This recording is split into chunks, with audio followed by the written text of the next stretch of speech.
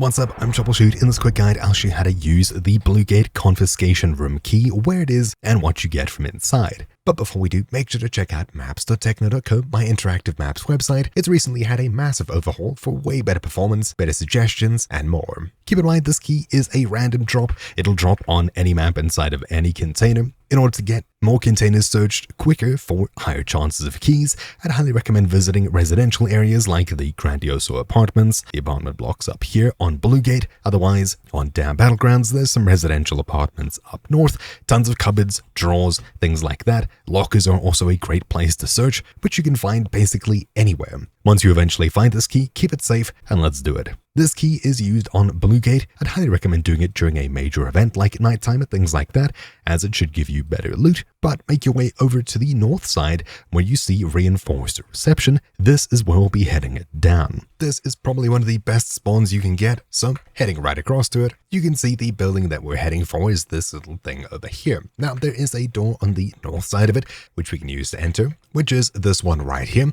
But alternatively, you can climb up the sides. I'm pretty sure only the north side of it. So right over here, and you're able to hop in those windows up top there. I'll just head in through this door as these are angry with me. Heading in here, immediately in front of you, you might notice a turret. There's the windows up top and two zip lines here, which both lead down to the same place. We're heading all the way down to the bottom of this. Right here, heading through here, you'll immediately possibly see a turret in front of you, but the door we need to head through is this one right here, straight opposite these elevators. Getting rid of the turret and heading through here, or alternatively leaving it, we can open this door and head through here. Now, before we go any further, we'll be heading down to the right in just a second. There's a door here just past it that's definitely worthwhile breaching, as there's some really good loot inside here. Opening this door and heading inside, especially good if you have the security locker perk. There's 2 security lockers in here, always worthwhile opening. Here's my first one, and here's my second one.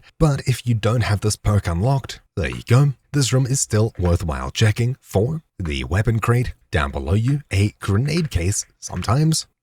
And on the wall behind you, a couple of these little cupboard doors that you can open, which usually contains some good loot. Then immediately to your right, 1, sometimes 3 of these little black containers. And that's really it for this small room here. Oh, also on the other side too, here's 2 of them. Not bad. Now, heading out through this door, if you chose to loot it, and straight from where we came, you'll take an immediate right and head downstairs here. This takes you down past another grenade case and an android there that makes some noise. Further down here, a player that can spawn in apparently, and the locked door right here. As you can see, this is a pretty massive hallway, which, as you'd expect, does actually lead to that massive open underground area with all those cars and things like that, which is the other way in here, which is, I guess, how this player got here. If you were to come at it from the bottom side down here, you can make your way in. However, just be aware there's usually a bastion crawling around inside here, and if the matriarch is on the map, it'll be right above you. However, heading in through this front door,